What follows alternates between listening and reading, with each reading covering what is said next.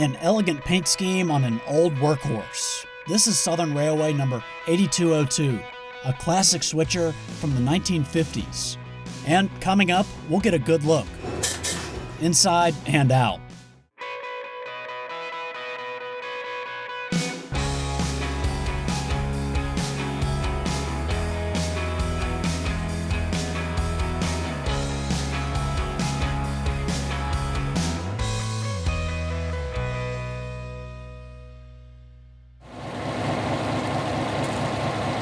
At first glance, it may seem like we've gone back in time and are about to switch some cars in a Southern Railway yard somewhere. But it's actually August of 2024 and we're at the Southeastern Railway Museum in Duluth, Georgia. Number 8202 is an SW7 that was built by General Motors' Electromotive Division in 1950.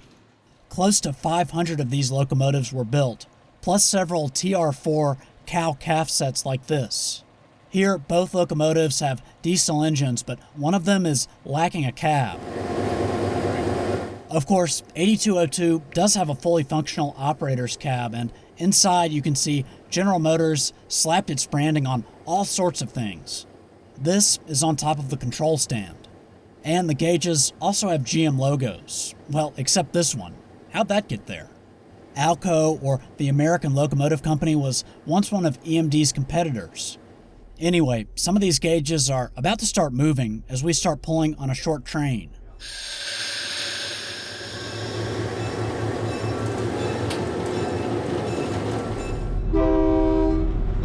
As you can see, the Norfolk Southern Main Line from Atlanta, Georgia to Greenville, South Carolina runs right by the museum.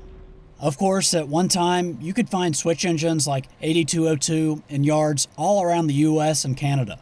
They've got plenty of windows for maximum visibility going either direction. We're approaching the museum shops now, and our engineer today is working both the automatic and independent brakes to bring the train to a safe stop. To put it simply, the automatic brake is for the whole train while the independent is for the locomotive. Next up, we're climbing the big hill at the museum. The engineer's left hand is now on the throttle, revving the engine up and making more electricity for the traction motors that turn the wheels. And we probably all know what the cord here does. Okay, we're approaching our start point and we get another demonstration of the braking technique. And while the switcher has great visibility, just like on any train, while making a reverse move, the conductor is on the back, acting like the engineer's eyes and ears, telling them how much farther until they have to stop. So that's the cab, but have you ever seen inside here? That's right, with all the hood doors open, you can see this unit's diesel engine. This one is a 1200 horsepower EMD 567 V12. 567 refers to displacement. Here, that's cubic inches per cylinder. Oh, and this is a quick glimpse at what some of the big modern EMDs have. A 710 turbocharged V16 producing 4,000 horsepower. This CSX SD70 Mac was being serviced, and servicing includes cleaning out the commode. Now, 8202 doesn't have the kind of power of that CSX locomotive, but it can still put on quite a show.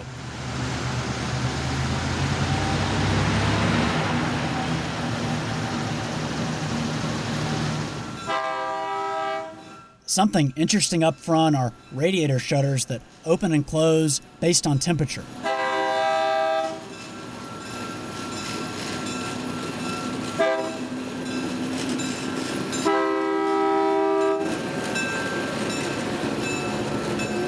You can see they're now closed while the engine is stopped and idling.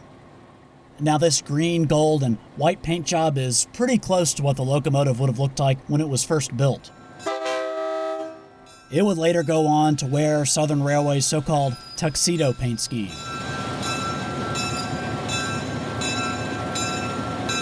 And present day, Norfolk Southern Savannah and Atlanta Heritage Unit wears a variation of the tuxedo scheme.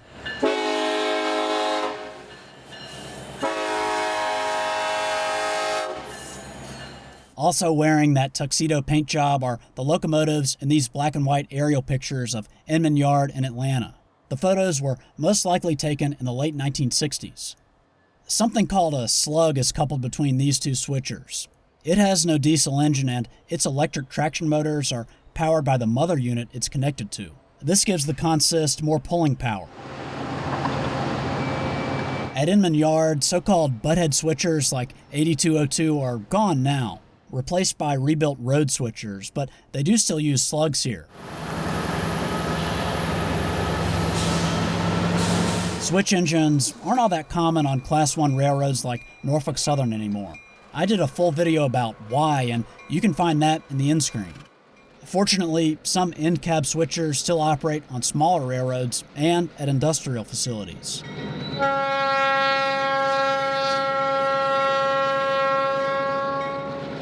Many have also been preserved or run on tourist railroads.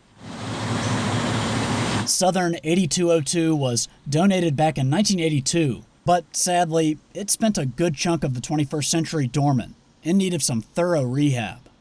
Fortunately, volunteers with the museum put in many hours working on various parts of the engine to get it running again. One major project was the restoration of its trucks. There is no doubt this machine has been through a lot, and there is a lot of history here. And that history lives on thanks to the volunteers who spend their time preserving and maintaining it, and the visitors who come to experience it all. A big thanks to the folks at the Southeastern Railway Museum for letting me ride in the cab of 8202. The museum volunteers spend a lot of their free time making sure all kinds of transportation history is preserved. Of course, bigger organizations have also pitched in. The MARTA truck shop at Avondale Yard turned the wheels for 8202, and Norfolk Southern donated traction motors. Of course, maintaining a vintage machine is an ongoing effort. Here are a few shots of 8202 before and after being painted back in the 1990s. This one is from summer of 1993 while it was in primer. And here she is with a fresh coat of paint in fall of 93.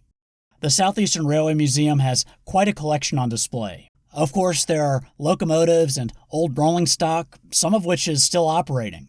Plus, they've got antique buses and cars and even this historic depot.